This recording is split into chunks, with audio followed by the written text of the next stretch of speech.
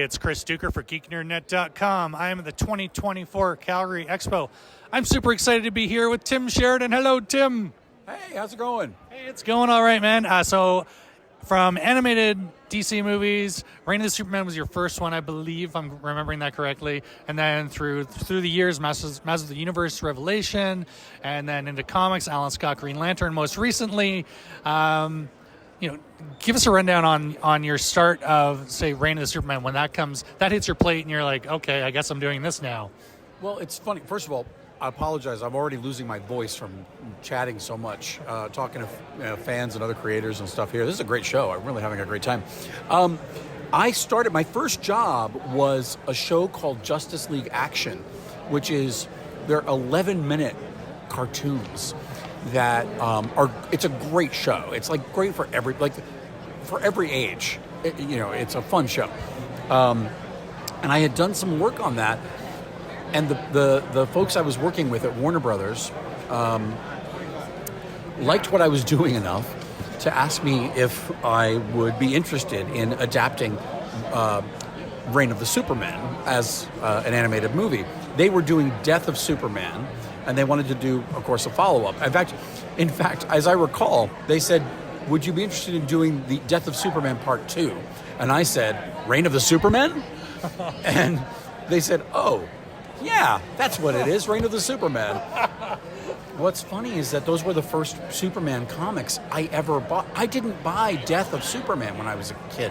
I bought Reign of the Superman when it started because that's what was exciting to me, were these new characters and who are they? And there was mystery and excitement. And one of them is, I loved the idea of possibly a new Superman we were going to get. I didn't know what it was.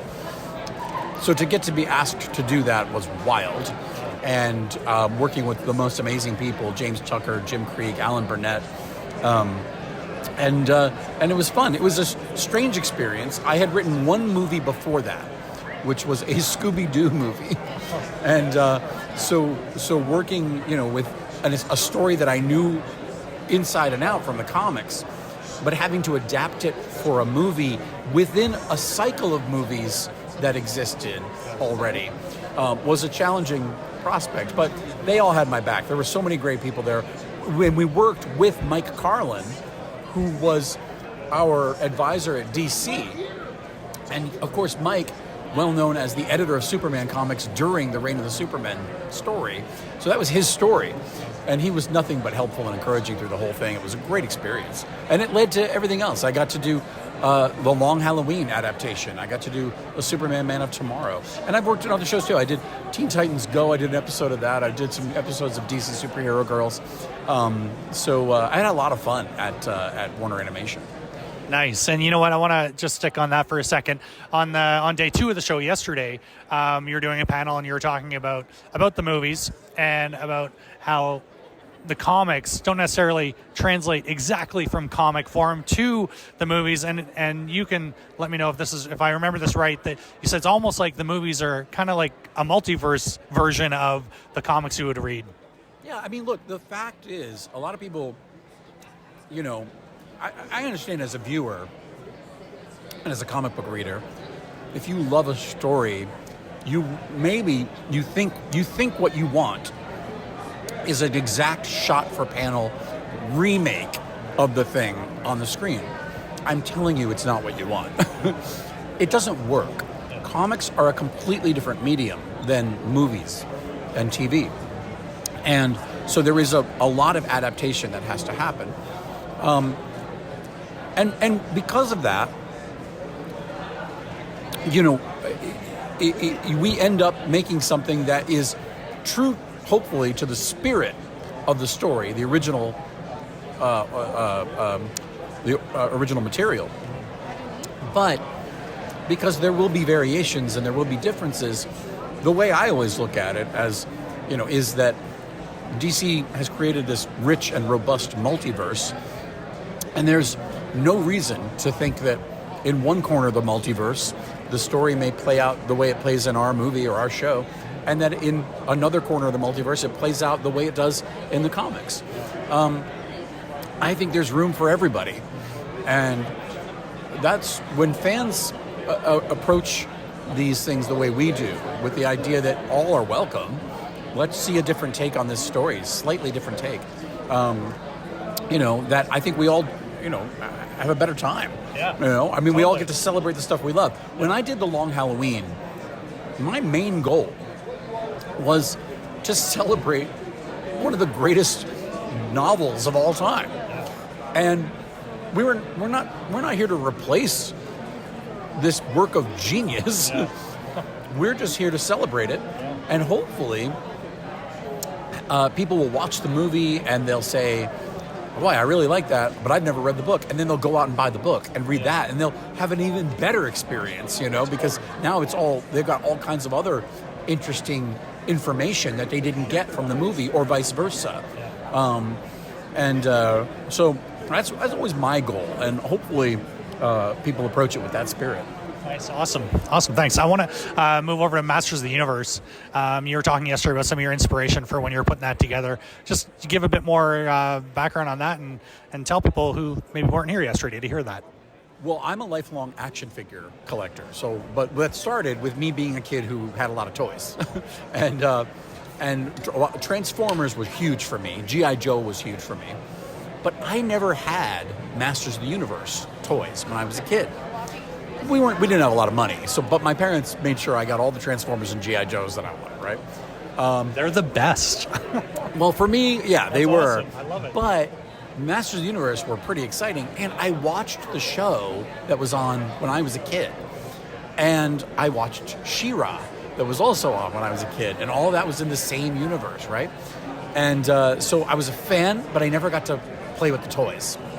And a lot of what I feel I do still to this day is play with the toys. I play with the toys the way I played with them when I was a kid. They say things to each other. I make up dialogue, and situations happen, plots happen, adventures that are gone on, and now I just do it on a stage for everybody to see, or on a screen, and so this Masters of the Universe for me was an opportunity to finally get to play with the toys, really. Working on Revelation with Kevin Smith and the rest of that amazing team, and then Revolution, the sequel series, the second series of the show on Netflix that just came out. So, and I did a prequel comic with Kevin Smith and Rob David for the Revelation series with Dark Horse, and we've got a prequel to Revolution, a comic book series, 4 issues coming out starting May 15th. So, nice. Yeah, so I'm very excited about that. That's awesome. Keeping in the world of comics now, I want to tell everyone about your 6-issue series that you just literally finished scripting here in Calgary yesterday for Alan Scott Green Lantern. Yeah, Alan Scott, the Green Lantern. I'd finished scripting it earlier, but I gave the final approval on the whole book, art, lettering, everything, yesterday morning. Nice. And then I did that, and then I came to the con. Yeah. And it's the weirdest thing because I feel like I was employed by DC Comics in my hotel room, and then I got here and I'm like, well, I guess I don't have a job right now. I don't have a job at DC. So it's a strange feeling. I know. Maybe I have to change our banner to Masters of the Universe or something else. But that's been exciting. So it's the first title that Alan Scott has had in nearly 75 years, which is wild when you think about it. DC had introduced big new information about Alan several years ago in Infinite Frontier #0, where he came out of the closet to his kids, but there was no story around it. There was nothing. There was no.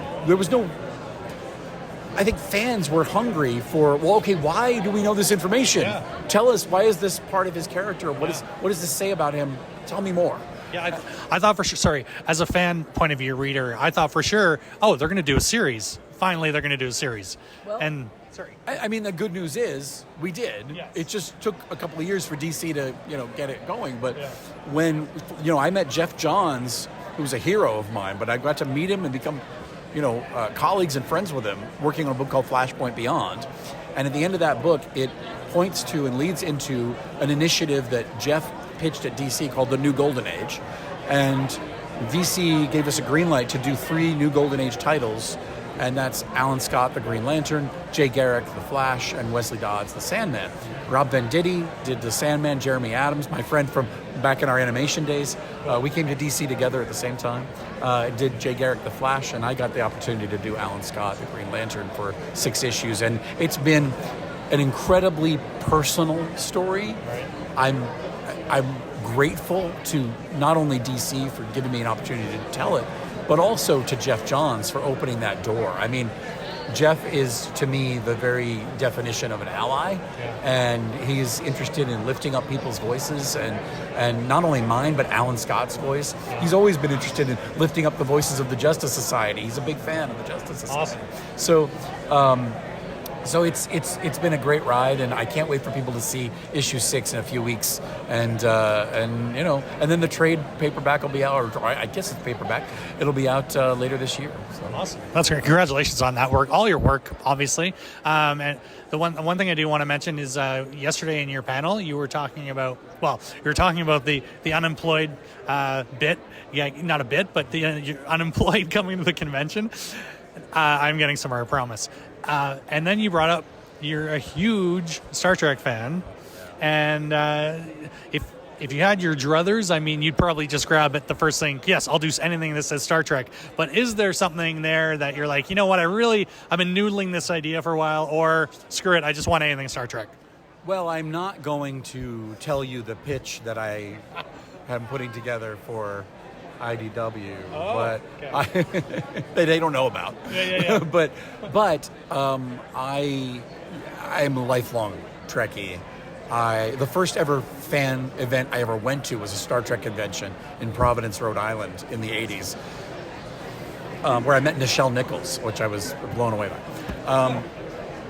But there's very little in the world of Star Trek that I would not want to work on, but I've never gotten to work on Star Wars. I've never gotten to work on Doctor Who. Those are the 3 sort of, holy grail properties that are out there that I've never gotten to add my voice to, that I'd love to one day. Having said that, working with other people's intellectual property has its own set of challenges. And so I feel like in a lot of ways I'm also ready to start creating my own stories with my own original characters. And so hopefully we'll be, getting some of that out soon. That's awesome. Hey, Tim, thanks so much for taking time to talk to me. And obviously I wish you nothing but the best moving forward with your own stuff and hopefully Star Trek one day. Chris, thank you so much. And if anybody wants to hear me talking and droning on anymore, you can follow me on socials. You can link to them through timsheridan.com. Perfect. Thanks very much. Thank you.